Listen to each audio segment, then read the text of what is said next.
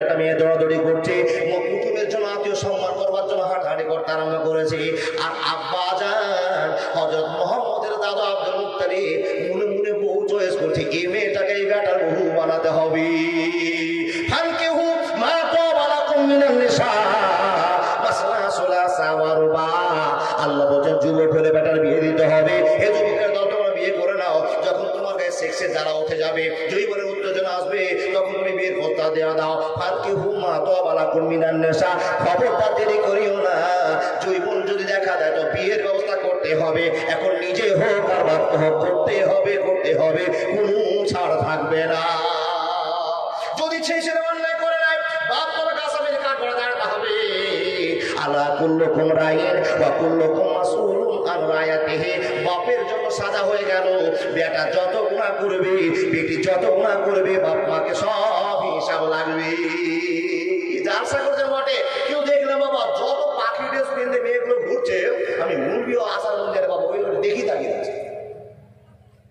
আর আপনি আপনার মেয়েকে, যুবতী মেয়েকে বাজারে ঘোরার জন্য পারমিশন দিয়েছেন না? কোন এমন খ্যাপা বাবা আছে বাবা যে মেয়েটাকে বলেছেন, বেটি খবরদার বাজারে যাবো না। একটা বলেছেন বাবা, একটা লোক বলতে হবে না, আপনি বলতে পারবেন না, সাহস নাই, না তো বেটি আপনাকে বুড়ো আঙুল দেখে চলে যাবে। নওজুবিল্লাহি মিন জালিক। বৌমা চয়েস করেন। আব্দুল মুত্তালিব বউ চয়েস করছেন। দুই বন্ধু আলাপ শুরু করেছেন। কি আলাপ শুরু করছেন? বন্ধুকে বলছে, হ্যাঁ ভাই, এই যে মেয়েটা যে নাস্তা দেওয়া করছে, কাজকর্ম করছে, এটা কে? বন্ধুরা আমার ইতিহাস শুনুন, এটাকে ওয়াহাব জোহরি বলছে। সরি, কি গো নবীজির নাম কি বললাম? জোহরি। ওয়াহাব জোহরি বলছেন, ভাই এই বেটির নাম আমেনা, এটা আমার বেটি, আমার ছোট বেটি আমেনা। তোমাকে ফোনে জানায়নি, অমুক যুদ্ধে খবর দিন আমার একটা বেটি হয়েছে, এটাই আমার ছোট বেটি, এটা আমার বাড়িতে এখন বর্তমানে আছে।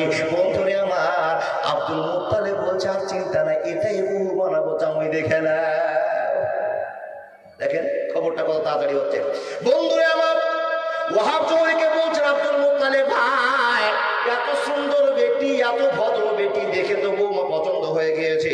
বন্ধুরে, হাঁটার ডিজাইন দেখে চিনে নিয়েছি অরিজিনাল মেয়ে হবে, যার চরম ব্যবহার দেখে বুঝতে পেরেছি অরিজিনাল মেয়ে হবে।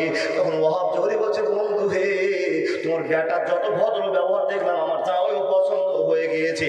তো বন্ধুতে বন্ধুতে মিল হয়ে গেছে, এবার বিহাই হয়ে যাবো, তাড়াতাড়ি করে পছন্দ নিয়মটা বলে দাও। এবার ইতিহাস প্রমাণ করে ওয়াহাব জোহরির বেটির সঙ্গে আমিনার সঙ্গে বিশ্বনবীর আব্বা আব্দুল্লাহর বিয়ে হয়ে গেল।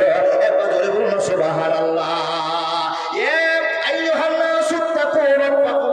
خلقكم من نفس واحدة وخلق منها زوجها وبث منهما رجالا كثيرا ونساء واتقوا الله الذي تسألون به والأرحام إن الله كان عليكم رقيبا يا أيها الذين آمنوا اتقوا الله حق تقاته ولا تموتن إلا وأنتم مسلمون। মুসলমানের শরীয়তে একটা বিয়ের নিয়ম আছে, মান রাগিবা সুন্নতি ওয়া মান রাগিবা সুন্নতি ফালাইসা মিন্নি। বিয়ের একটা সিস্টেম আছে, কিন্তু নবীজির আব্বার সিস্টেমের মধ্যে তাদের নিয়ম পালন করা হলো, মুসলমানের নিয়ম পালন করে বিয়ে দেওয়া হলো না। যেরকম সেই দিনের প্রথা ছিল, প্রথা অনুযায়ী সে রাতে বিয়ে হলো।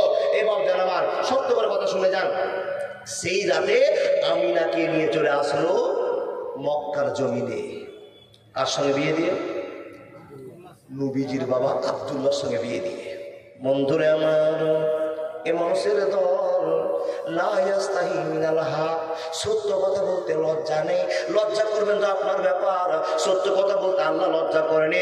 আপনি আমি লজ্জা করার কে আছে? বিয়ে করে নিয়ে আসলো বাবা, পরবর্তী হলো, যত শরীয়তের বিধান চালু আছে মানুষের জীবনে যেগুলো হয় হয়ে গেল। বন্ধুরে, সে রাতে আমিনার গর্ভে বিশ্বনবী মুহাম্মদ রাসূলুল্লাহ জোরে বলুন সাল্লাল্লাহু আলাইহি ওয়াসাল্লামের জন্ম হয়ে গেল। একবার জোরে বলুন না নারায়ে তাকবীর।